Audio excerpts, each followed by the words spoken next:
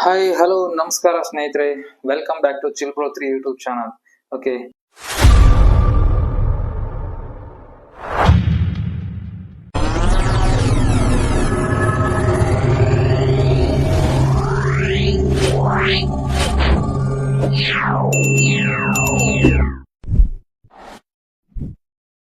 ಈ ವಿಡಿಯೋದಲ್ಲಿ ಇನ್ನೊಂದು ಇಂಟ್ರೆಸ್ಟಿಂಗ್ ವಿಚಾರವನ್ನ ತಗೊಂಡ್ ಬಂದಿದ್ದೀನಿ. ಏನಪ್ಪಾ ಅದು ಅಂತ ತುಂಬಾ ಜನ ಯೋಚನೆ ಮಾಡ್ತಾ ಇರ್ಬೋದು.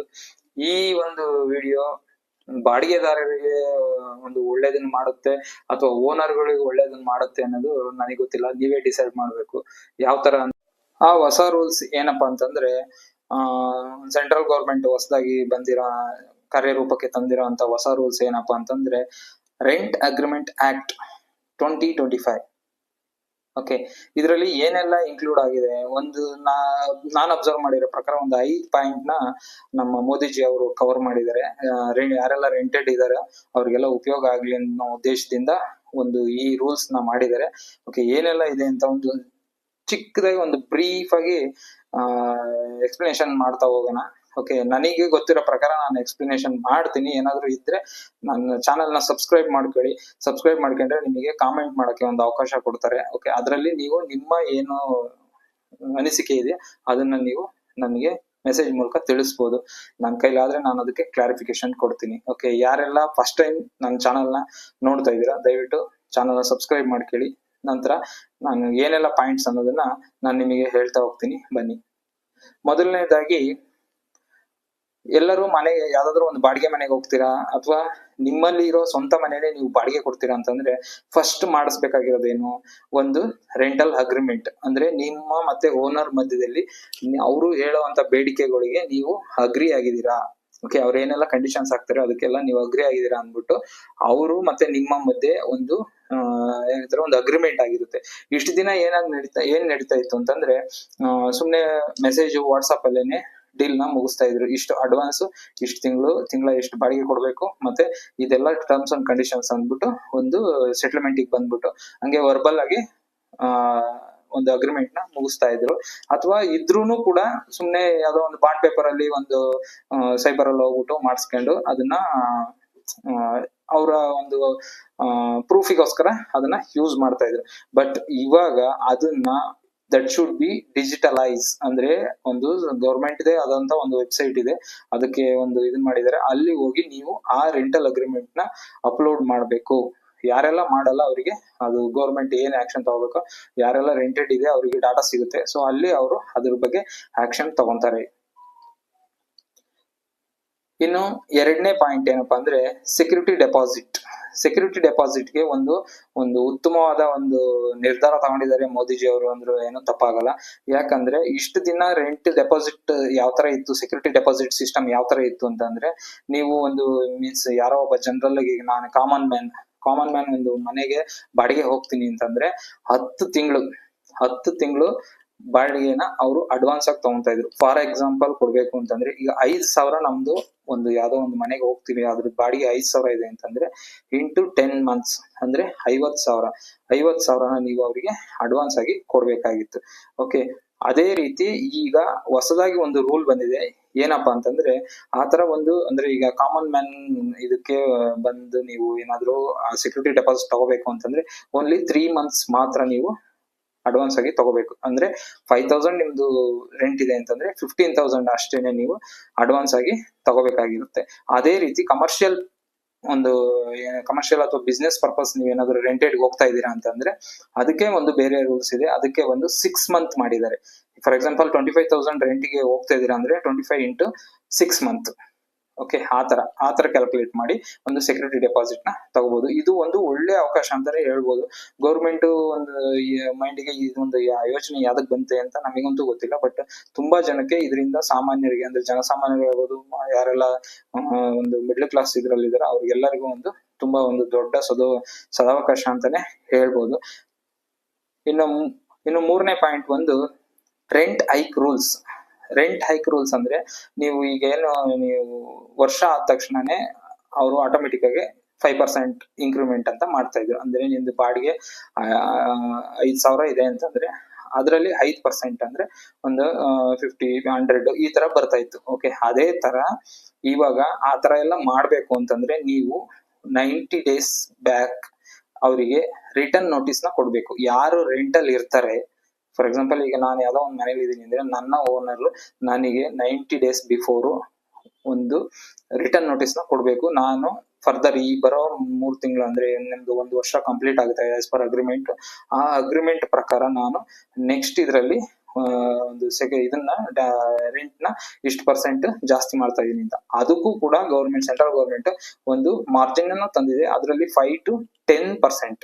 ಓಕೆ, ಈಗ ಫಸ್ಟ್ ಏನಾಗ್ತಾ ಇತ್ತು, ಬರೀ 5% ಇತ್ತು. ಇದು ಒಂದು ಓನರ್ಗೆ ಒಂದು ಅವಕಾಶ ಅಂತಾನೆ ಹೇಳ್ಬೋದು. 5 to 10% ವರೆಗೂ ಹೈಕ್ ಮಾಡಬಹುದು ಅನ್ನೋ ಒಂದು ಹೊಸ ರೂಲ್ಸ್ ನ ತಂದಿದೆ.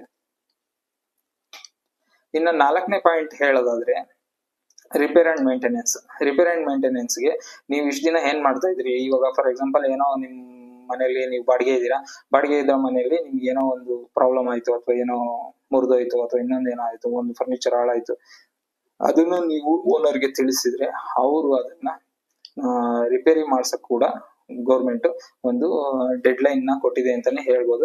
ಅದ್ರ ಪ್ರಕಾರ ನೋಡೋದಾದ್ರೆ ಅವರು ವಿತಿನ್ 30 days ಒಳಗಡೆ, ಯಾರು ಓನರ್ ಇದಾರಲ್ಲ ಅವರು ವಿತಿನ್ 30 days ಒಳಗಡೆ ಆ ಒಂದು ಇಶ್ಯೂ ಏನಿದೆ ಅಂತ ನೋಡ್ಬಿಟ್ಟು ಅದನ್ನ ಕ್ಲಿಯರ್ ಮಾಡಿ ಕೊಡ್ಬೇಕು. ಆ ಒಂದ್ ಪಕ್ಷ ಅವ್ರು ಕ್ಲಿಯರ್ ಮಾಡಿ ಕೊಡ್ಲಿಲ್ಲ ಅಂದ್ರೆ you can take a legal action.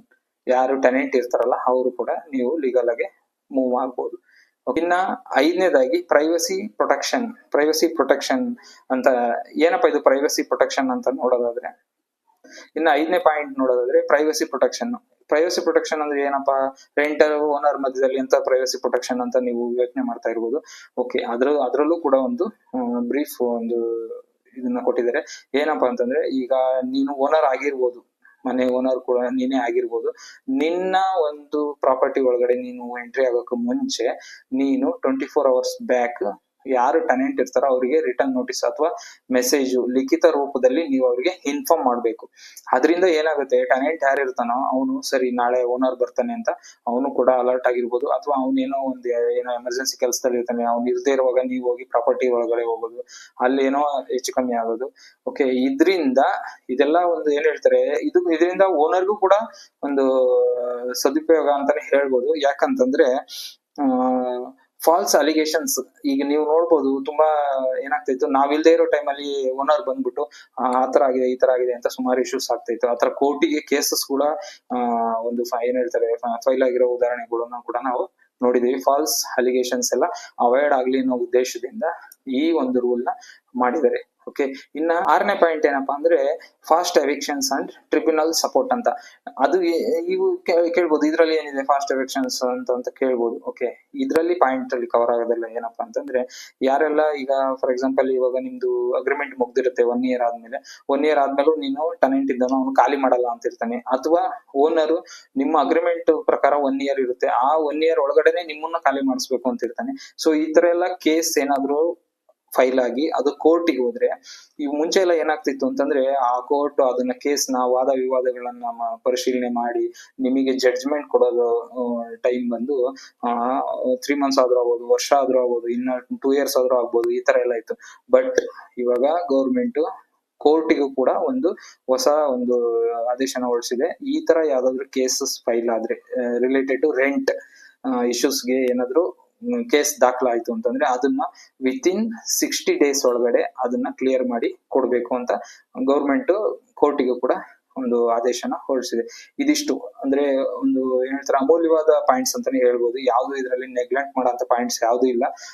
ಈ 6 ಪಾಯಿಂಟ್ಸ್ ಗಳನ್ನ ಗೌರ್ಮೆಂಟ್ ಹೊಸದಾಗಿ ಸೆಂಟ್ರಲ್ ಗೌರ್ಮೆಂಟ್ ಒಂದು ಜಾರಿಗೆ ತಂದಿದೆ. ಈ ಒಂದು ಇನ್ಫಾರ್ಮೇಶನ್ ಯಾರಿಗೆಲ್ಲ ಗೊತ್ತು ಅದು ತುಂಬಾ ಒಳ್ಳೇದು. ಇದನ್ನ ಇಂಪ್ಲಿಮೆಂಟ್ ಮಾಡ್ಲೇಬೇಕು ಅಂತ ಸೆಂಟ್ರಲ್ ಗೌರ್ಮೆಂಟ್ ಕೂಡ ನಿಮಗೆ ಏನೋ ಒತ್ತಡ ಹಾಕೋದಿಲ್ಲ. ಸೊ ಇದನ್ನ ಇಂಪ್ಲಿಮೆಂಟ್ ಮಾಡೋ ಅಂತ ಓನರ್ಗಳು ಸಿಕ್ಕರೆ ನಿಮ್ಮಂತ ಪುಣ್ಯವಂತರು ಯಾವ್ದು ಇಲ್ಲ ಅಂತಾನೆ ಹೇಳ್ಬೋದು. ಯಾರೋ ಇದರಿಂದ ಓನರಿಗೆ ಬೆನಿಫಿಟ್ ಆಗುತ್ತಾ ಅಥವಾ ಟೆನೆಂಟಿಗೆ ಬೆನಿಫಿಟ್ ಆಗುತ್ತಾ ಅನ್ನೋದನ್ನ ದಯವಿಟ್ಟು ನಿಮ್ಮ ಅನಿಸಿಕೆ ಏನು ಅನ್ನೋದನ್ನ ಕಮೆಂಟ್ ಮೂಲಕ ತಿಳಿಸಿ. ನನಗೆ ಏನು ತಿಳಿದಿತ್ತೋ ಈ ರೂಲ್ಸ್ ಪ್ರಕಾರ ಅದನ್ನ ನಾನು ನಿಮಗೆ ಎಕ್ಸ್ಪ್ಲೇನ್ ಮಾಡೋ ಒಂದು ಪ್ರಯತ್ನ ಪಟ್ಟಿದ್ದೀನಿ. ಇನ್ನು ಲಾಸ್ಟ್ ಅಂಡ್ ವೆರಿ ಇಂಪಾರ್ಟೆಂಟ್ ಒಂದು ರೂಲ್ನ ಮಾಡಿದ್ದಾರೆ. ಅದೇನಪ್ಪ ಅಂತಂತಂದ್ರೆ, ಇವಾಗ ಇಷ್ಟು ದಿನ ಪೇಮೆಂಟ್ ಎಲ್ಲ ಅಂದ್ರೆ ಮೀನ್ಸ್ ಬಾಡಿಗೆ ಪೇಮೆಂಟ್, ರೆಂಟ್ ಪೇಮೆಂಟ್ ಏನಿದೆ ಅದನ್ನೆಲ್ಲ ಕ್ಯಾಶ್ ರೂಪದಲ್ಲಿ ಕೊಡ್ತಾ ಇದ್ರಿ. ಬಟ್ ಇನ್ನು ಮುಂದೆ ಯಾವುದೇ ರೀತಿ ಒಂದು ಕ್ಯಾಶ್ ರೂಪದಲ್ಲಿ ಕೊಡೋ ಹಾಗಿಲ್ಲ. ಅವ್ರಿಗೆ ಏನೇ ಓನರ್ಗೆ ನೀವು ರೆಂಟ್ ಪೇಮೆಂಟ್ ಮಾಡಬೇಕು ಅಂತಂದ್ರೂ ಕೂಡ ಅದು ಬ್ಯಾಂಕ್ ಅಕೌಂಟ್ ಥ್ರೂನೇ ಹೋಗಬೇಕು. ಏನಕ್ಕೆ ಅಂತಂದರೆ ಅದು ಗೌರ್ಮೆಂಟಿಗೆ ಒಂದು ಲೆಕ್ಕ ಸಿಗೋ ಥರ ಮಾಡ್ಕೊಂಡಿದ್ದಾರೆ. ಆ ಒಂದು ಇದರಿಂದ TDS ಏನು ಅಪ್ಲಿಕೇಬಲ್ ಆಗುತ್ತೆ, ಮೀನ್ಸ್ ಗೌರ್ಮೆಂಟಿಗೆ ಟ್ಯಾಕ್ಸ್ ಇಂದ ಯಾರು ವಂಚನೆ ಮಾಡ್ತಾ ಇದ್ರು ಗೌರ್ಮೆಂಟಿಗೆ ಅವ್ರನ್ನೆಲ್ಲ ಒಂದು ಹಿಡ್ದಾಕ್ಲಿಕ್ಕೆ ಒಂದು ಒಂದು ಒಂದು ಏನು ಹೇಳ್ತಾರೆ ಸದುಪಯೋಗ ಅಂತಲೇ ಹೇಳ್ಬೋದು. ಗೌರ್ಮೆಂಟು ಟ್ಯಾಕ್ಸ್ ಕಲೆಕ್ಟ್ ಮಾಡೋಕ್ಕೆ ಕೂಡ ಈ ಟ್ರ್ಯಾಕ್ನ ಮಾಡಿರ್ಬೋದು. ಆದ್ದರಿಂದ ಈ ಒಂದು ಹೊಸ ರೂಲ್ಸ್ ಏನಿದೆ ಅದು ಕ್ಯಾಶ್ಲೆಸ್, ಮೀನ್ಸ್ ಯಾರೇ ಈಗ ಸರ್ಕಾರದ ಕಣ್ಣಿಗೆ ಮಣ್ಣೆರ್ಚಿ ಅವರು ದುಡ್ಡನ್ನ ಉಳಿಸೋಕ್ಕೆ ಅಂತ ನೋಡ್ತಾ ಇದ್ರ ಅವ್ರಿಗೆಲ್ಲ ಒಂದು ಈ ರೂಲು ತುಂಬ ಒಂದು ಪರಿಣಾಮಕಾರಿಯಾಗಿ ಬೀರ್ಬೋದು ಅನ್ನೋದು ನನ್ನ ಅನಿಸಿಕೆ. ನಿಮಗೇನು ಅನಿಸುತ್ತೆ ಅದನ್ನು ಕಾಮೆಂಟ್ ಮೂಲಕ ತಿಳಿಸಿ. ಈ ವಿಡಿಯೋ ನಿಮಗೆಲ್ಲ ಇಷ್ಟ ಆಗಿದ್ರೆ ಅಥವಾ ಯಾರೆಲ್ಲ ಟೆನೆಂಟ್ ಇದ್ದೀರಾ, ಯಾರೆಲ್ಲ ಓನರ್ಸ್ ಇದ್ದೀರಾ, ಇನ್ನೂ ಯಾರಿಗಾದ್ರೂ ಈ ವಿಷಯನ ತಿಳಿಸ್ಬೇಕು ಅಂತ ಇದ್ರೆ ದಯವಿಟ್ಟು ಈ ವಿಡಿಯೋನ ಸೇವ್ ಮಾಡ್ಕೊಳ್ಳಿ ಅಥವಾ ಶೇರ್ ಮಾಡಿ. ತುಂಬಾ ಜನಕ್ಕೆ ನಿಮ್ಮ ಫ್ರೆಂಡ್ ಸರ್ಕಲ್ಗೆ ಅವ್ರಿಗೆಲ್ಲ ಶೇರ್ ಮಾಡಿ. ಮತ್ತೆ ಯಾರೆಲ್ಲ ಸಬ್ಸ್ಕ್ರೈಬ್ ಮಾಡಿಲ್ಲ ದಯವಿಟ್ಟು ಸಬ್ಸ್ಕ್ರೈಬ್ ಮಾಡ್ಕೊಳ್ಳಿ. Thank you for watching chill bro 3 YouTube channel. Thank you so much.